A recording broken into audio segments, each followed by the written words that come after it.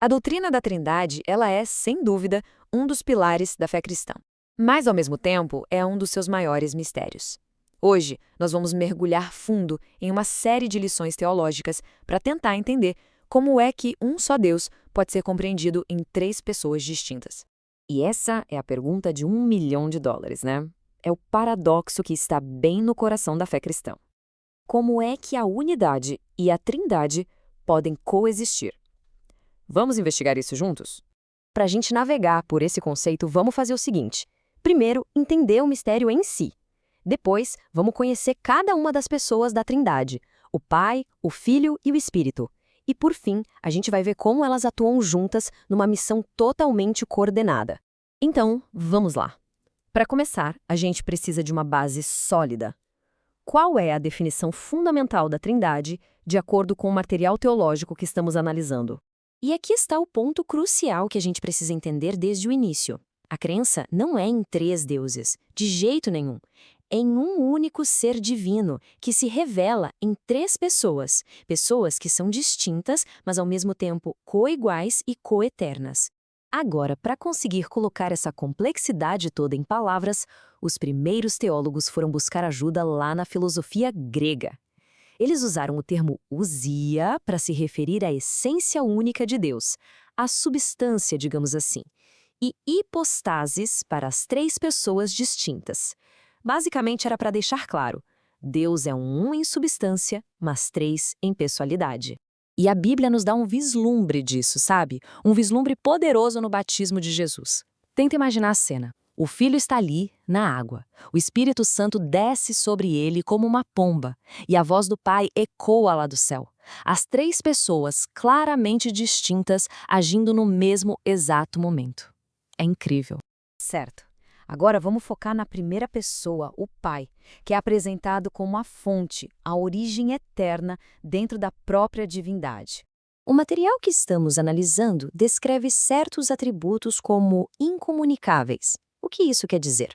Bom, significa que são qualidades que pertencem somente a Deus, tipo eternidade, onipotência, e que não podem, de forma alguma, ser compartilhadas com a criação.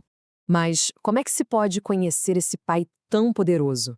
A teologia cristã é bem direta nisso.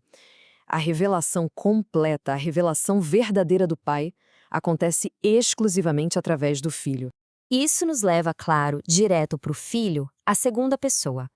Ele funciona como a revelação perfeita, a imagem visível de um Pai que é invisível. O Evangelho de João tem um nome especial para ele, o Verbo, ou Logos no grego. Veja bem, ele não é uma parte da criação, ele é o agente eterno, através de quem tudo, absolutamente tudo, foi criado. E é aqui que a coisa fica ainda mais misteriosa e profunda. Este Verbo eterno se fez carne. O Filho passa a ter duas naturezas, a divina e a humana, perfeitamente unidas numa só pessoa. E essa união é descrita como sendo sem confusão, sem separação. Um ponto absolutamente central da fé cristã. E tem um momento, um evento crucial chamado de transfiguração, onde a própria voz do Pai confirma a identidade e a autoridade única do Filho, declarando: "Este é o meu Filho amado". Não deixa dúvidas. E nesse mesmo evento, olha que interessante, Jesus aparece ao lado de Moisés, que representa a lei, e de Elias, que representa os profetas. Isso ilustra de uma forma brilhante a posição dele como o cumprimento, a figura central de toda a narrativa bíblica.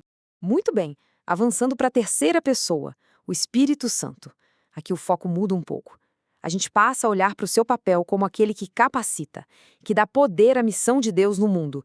Uma profecia muito antiga já prometia que chegaria um tempo em que o Espírito de Deus seria derramado de forma universal, ou seja, não mais apenas sobre algumas pessoas específicas para tarefas específicas, mas sobre todos.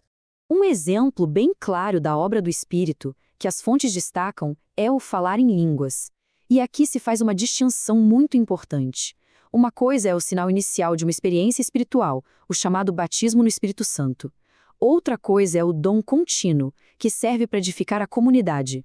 Então, o ponto crucial é este. Os dons que o Espírito distribui não são para status pessoal, de forma alguma. Eles são dados com um propósito bem definido: edificar, servir e, acima de tudo, glorificar a Cristo. E agora, finalmente, vamos juntar todas as peças. Como é que essas três pessoas tão distintas trabalham juntas em uma missão perfeitamente coordenada em total harmonia?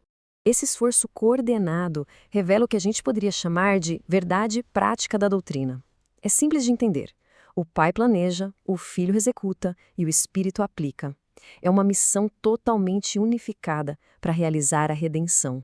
E essa cooperação é super intrincada. O material explica, por exemplo, que o Espírito foi o agente na concepção do Filho. E mais, o Filho viveu em total dependência do Espírito durante todo o seu ministério aqui na Terra. E qual a missão principal do Espírito? Glorificar o Filho. O próprio Jesus disse que o Espírito receberia o que era dele e tornaria isso conhecido, ou seja, sempre apontando de volta para Cristo. E aí a gente chega na relevância final de tudo isso. Por que essa discussão é tão importante? Porque entender a natureza de Deus como trindade não é só um exercício de teologia, é visto como algo inseparável da própria obra da salvação. E aqui está a conclusão fundamental de tudo.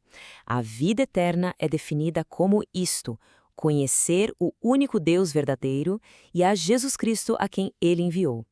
Ou seja, conhecer o Deus Trino não é apenas entender uma doutrina, é, na verdade, a própria essência da vida eterna.